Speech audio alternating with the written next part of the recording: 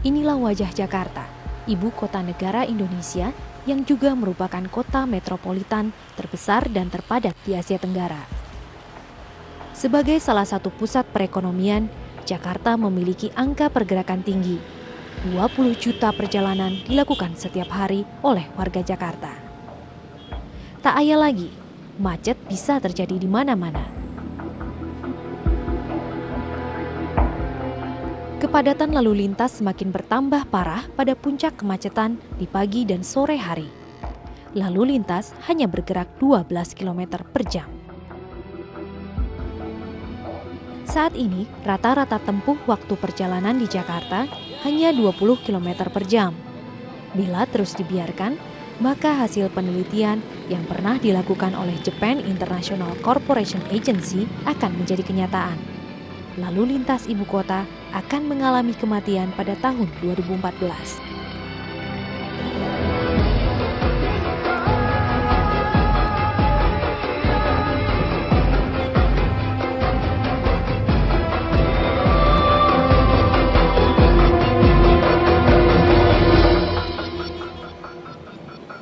%98,8% pengguna jalan di Jakarta adalah kendaraan pribadi. Data dari Polda Metro Jaya pada tahun 2010, jumlah kendaraan di Jakarta telah mencapai 11.362.396 unit kendaraan. Terdiri dari 8.244.346 unit sepeda motor dan 3.118.050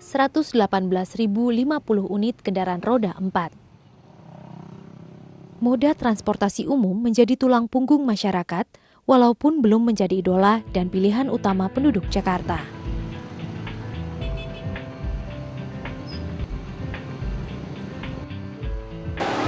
Sebenarnya sih kalau masalah kenyamanan tergantung kita ya mau berangkat jam berapa gitu kebetulan. Kalau memang jam-jam penuh kayak pagi sih emang kondisinya emang sangat gak bagus ya, juga apalagi daerah transit di sini gitu kan, kalau udah sekalinya rame bisa jadi faktor karena emang bisnya lama, karena memang macet atau gimana gitu. Memang gak nyaman banget sih, emang harus ada evaluasi lagi sebenarnya gitu untuk penambahan area nantinya, terus juga untuk pengaturan armadanya juga harus lebih baik gitu. Karena kita harusnya kita dapat ya gitu informasi ini busway-nya sampai mana gitu.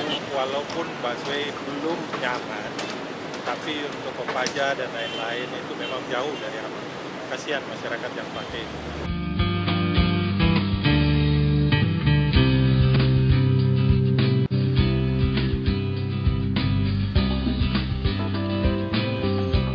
Kenyamanan saat menggunakan transportasi umum belum dirasakan oleh masyarakat ibu kota. Inilah yang menjadi alasan masyarakat lebih memilih menggunakan kendaraan pribadi untuk mencapai tempat tujuan.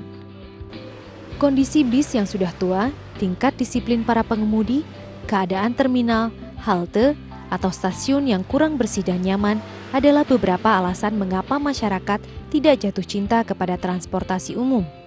Kemacetan pun tetap terjadi. Bila tidak diatasi segera, kemacetan akan menjadi sebuah bom waktu bagi semua pihak.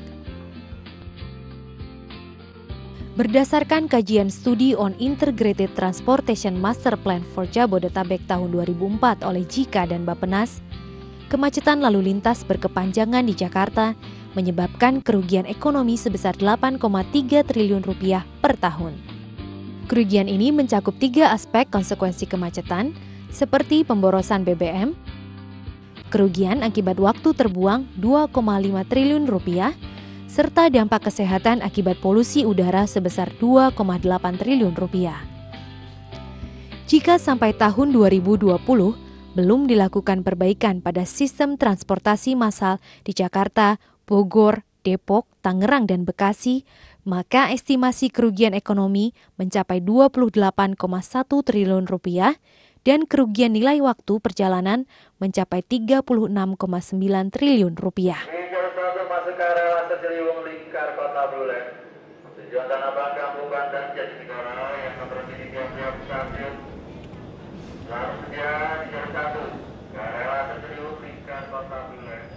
Menanggapi permasalahan kemacetan ibu kota yang kompleks, pemerintah menciptakan moda transportasi umum yang nyaman bagi masyarakat melalui pola transportasi makro atau PTM. Kalau kita bicara transportasi massal berarti kita bicara parsial, Mbak ya. Dalam mengatasi kemacetan itu kita bicaranya sebuah konsep tataran yang namanya pola transportasi makro, ya. Itu meliputi 3 hal, ya. Yang pertama tentunya kita harus tahu sebabnya kenapa sih Jakarta macet, ya. Penyebab utamanya adalah pertumbuhan kendaraan dan pertumbuhan jalan ini tidak seimbang, gitu ya. Terus faktor lain memang kondisi transportasi publik kita yang masih tidak kurang baik lah, kurang layak, gitu ya.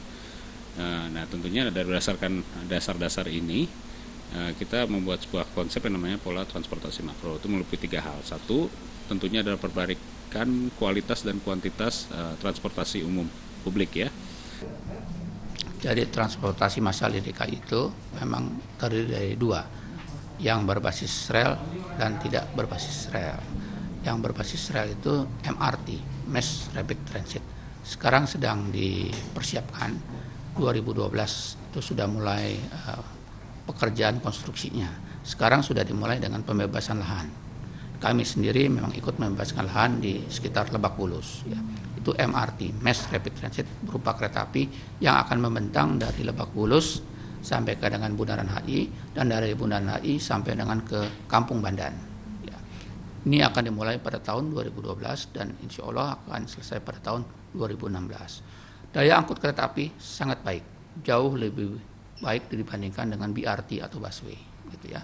Karena mereka itu betul-betul khusus jalannya, tanpa hambatan, dan juga dengan stasiun yang khusus dan tidak bersilangan dengan kendaraan lain.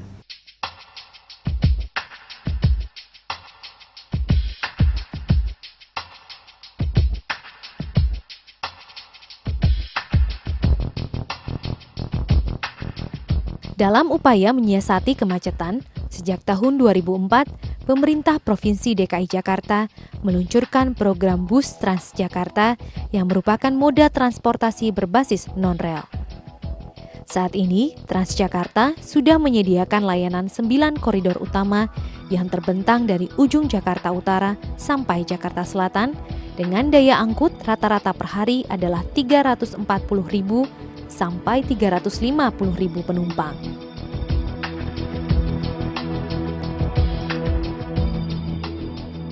Moda transportasi massal berbasis rel yang dicanangkan pemerintah Provinsi DKI Jakarta adalah Mass Rapid Transit atau MRT Jakarta yang merupakan program transportasi kerjasama antara pemerintah Indonesia dan Jepang.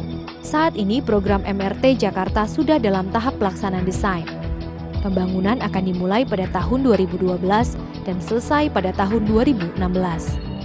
Mass Rapid Transit Jakarta rencananya akan membentang kurang lebih 110,8 km dari koridor selatan hingga utara. Dari koridor Lebak Bulus sampai Kampung Bandan sepanjang 23,8 km. Dan dari koridor timur sampai barat sepanjang kurang lebih 87 km.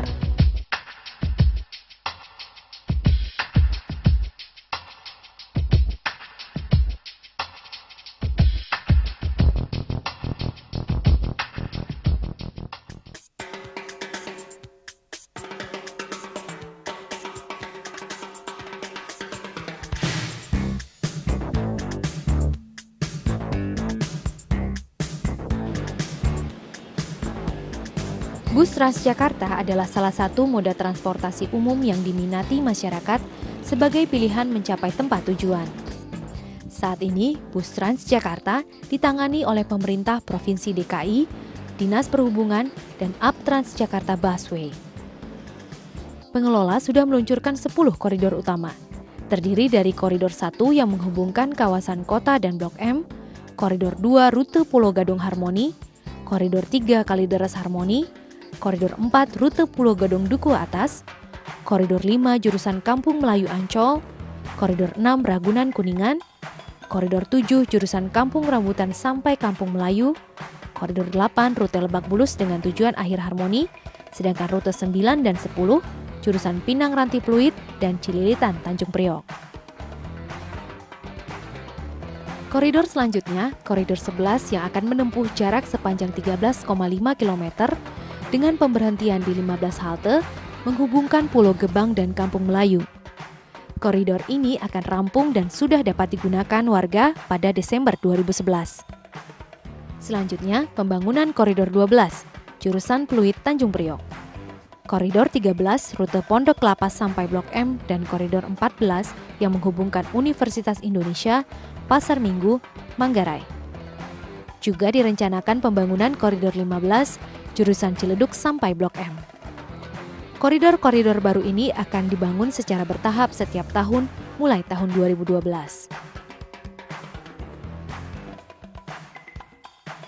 Program real yang akan kita lakukan selain tadi ya faktor-faktor yang membuat orang mau menggunakan angkutan umum adalah jangkauan pelayanan.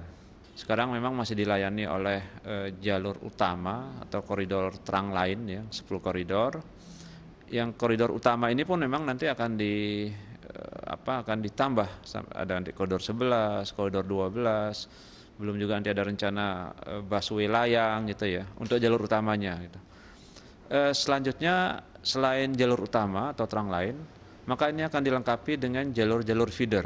Ini sudah dimulai, kemudian ada 3 feeder busway yang dioperasikan. Nah, jalur-jalur feeder ini fungsinya adalah mengantarkan penumpang dari rumah ataupun dari kantor ke koridor busway gitu. Sehingga dengan jangkauan pelayanan yang makin luas, ya, kita harapkan orang makin mudah gitu untuk menggunakan busway gitu.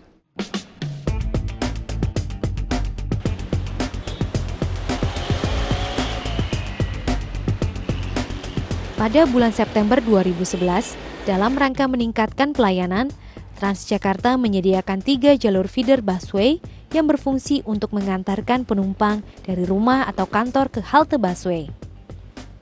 Dengan jangkauan layanan yang makin meluas, masyarakat akan lebih mudah menggunakan busway.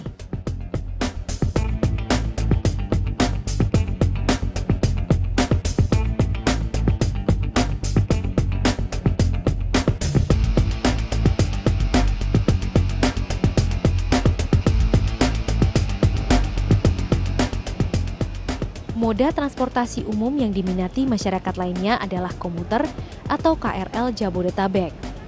Kini komuter dikelola oleh PT Kereta Komuter Jabodetabek atau PT KCJ. Bila dulu, komuter menerapkan 3 sistem kelas pelayanan, yaitu komuter ekonomi non-AC, ekonomi AC, dan ekspres AC. Pada 2 Juli 2011, PT KCJ menjalankan sistem single operation KRL Jabodetabek atau komuter line, dengan harapan dapat memperluas cakupan pelayanan pelanggan.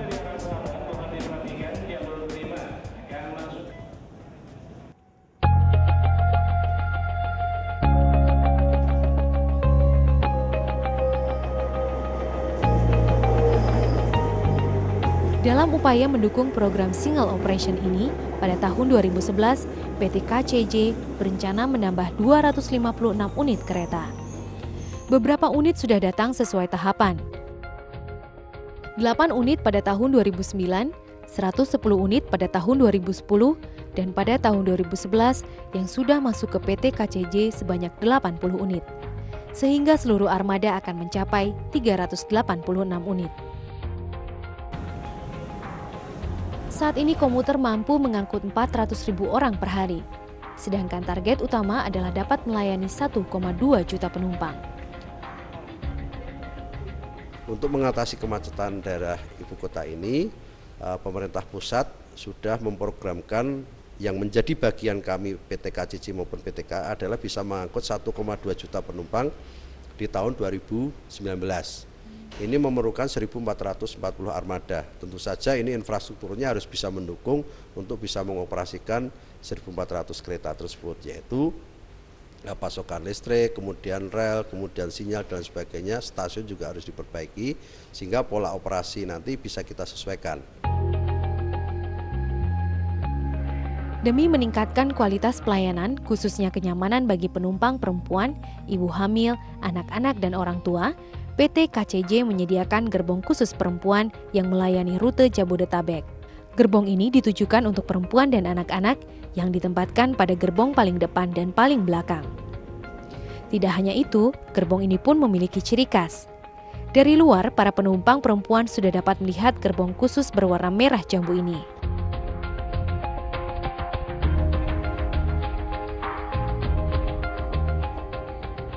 Kenyamanannya itu ya bebas dari yang anak-anak cowok gitu ya. Kan biasanya kalau misalkan campur itu suka desek-desekan cowok-cowok, jadi kayak risih kayak gitu kan. Kalau khusus wanita kayak enak aja gitu.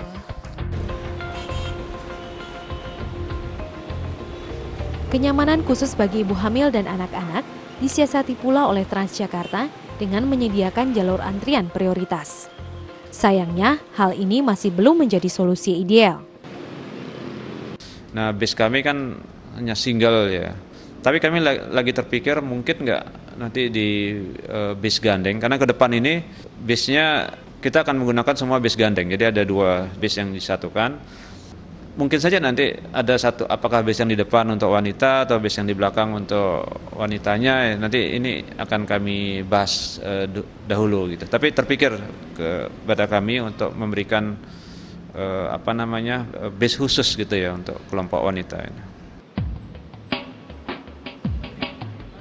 Pembenahan sistem dan fasilitas oleh PT KCJ dan Transjakarta juga diimbangi oleh perbaikan infrastruktur ruas jalan utama oleh pemerintah Provinsi DKI Jakarta sebagai upaya antisipasi memperluas ruas jalan utama.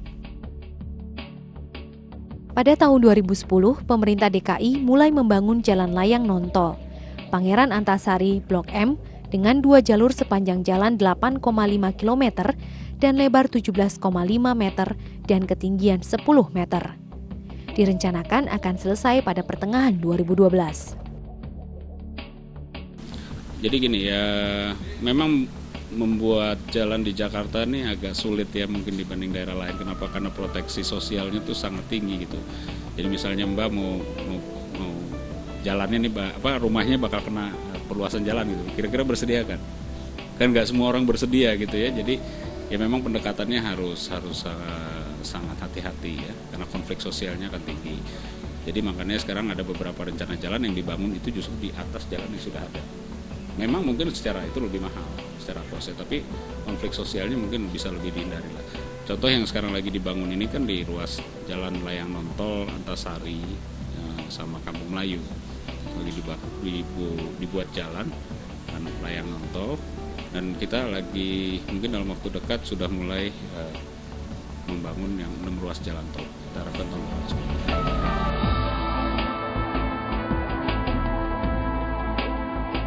Selain jalan layang non-tol yang menghubungkan Jalan Antasari Blok M, pemerintah Provinsi DKI Jakarta berencana membangun 6 ruas jalan layang tol.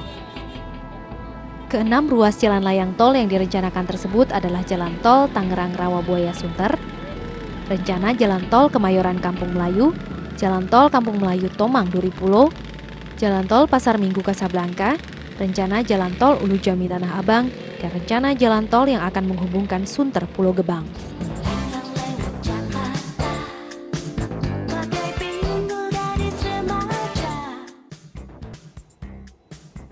Harapan dengan makin luasnya jaringan jalan, pembenahan sistem dan perbaikan fasilitas, maka perlahan permasalahan penggunaan jalan yang tidak efektif dan efisien, serta ketersediaan angkutan umum yang belum memadai akan dapat teratasi. Moda transportasi massal di ibu kota selayaknya bisa menjadi tulang punggung dan kebanggaan masyarakat untuk beraktivitas sehari-hari.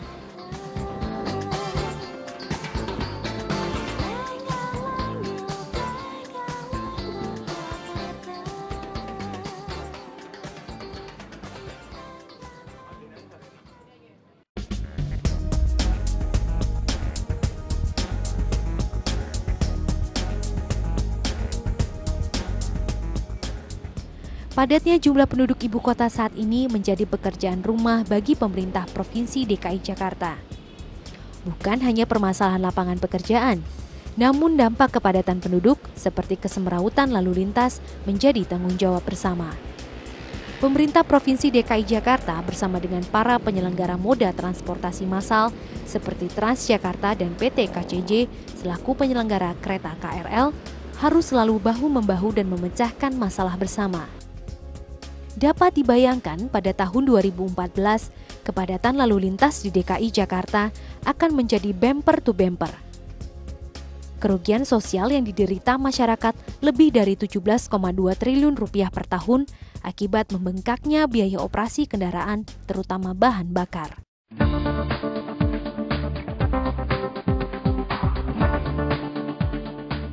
Integrasi moda transportasi massal merupakan perencanaan jitu bagi mengatasi permasalahan kepadatan lalu lintas di Jakarta. Langkah tersebut disadari sepenuhnya oleh pemerintah Provinsi DKI Jakarta yang telah merencanakan pada tahun 2019 moda transportasi massal seperti KRL dan bus Transjakarta akan terintegrasi. Bisa sinergi dengan moda transportasi lain seperti busway. Untuk itu, akhir November ini kita akan merubah pola operasi lagi. Sekarang sudah single operation. Nanti kita akan menghidupkan circle line, loop line, yaitu dari Jatinegara, Manggarai, Tanah Abang, Duri, Jakarta Kota. Itu nanti akan muter terus di situ bolak-balik. Kemudian yang dari hubnya, misalnya dari Bogor itu sampai Manggarai bolak-balik. Kemudian dari Serpong ke Tanah Abang bolak-balik, dari Tangerang ke Duri bolak-balik, dari Ancol atau Tanjung Priok itu ke kota bolak-balik, sehingga yang dari 37 rute sekarang ini nanti bisa hanya menjadi 6 rute, tidak ada crossing lagi. Ini lebih memudahkan kami untuk menambah jumlah keretanya.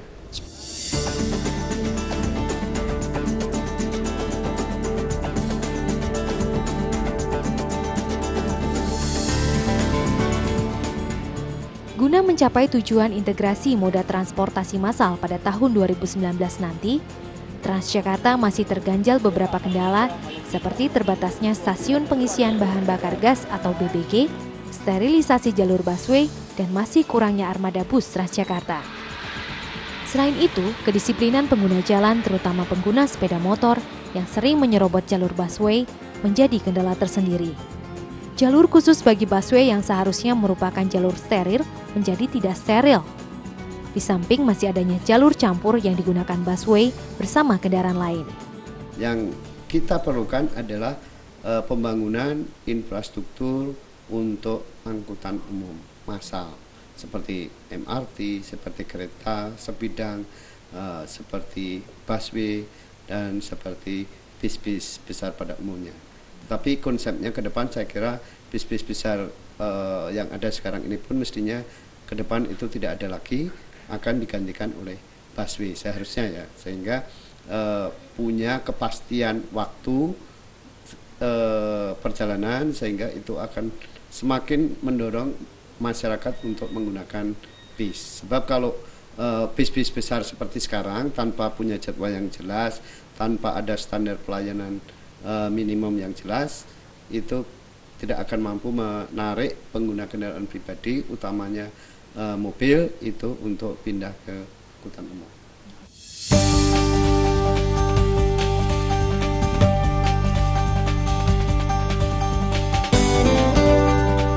Impian dan cita-cita ibu kota Jakarta bebas macet adalah harapan dari setiap warga. Integrasi moda transportasi massal yang dipadu padan dengan beroperasinya Mass Rapid Transit pada tahun 2016 nanti adalah jawaban dari kepadatan lalu lintas saat ini. Jalan bebas hambatan, udara bebas polusi, dan efisiensi bahan bakar minyak merupakan hasil akhir.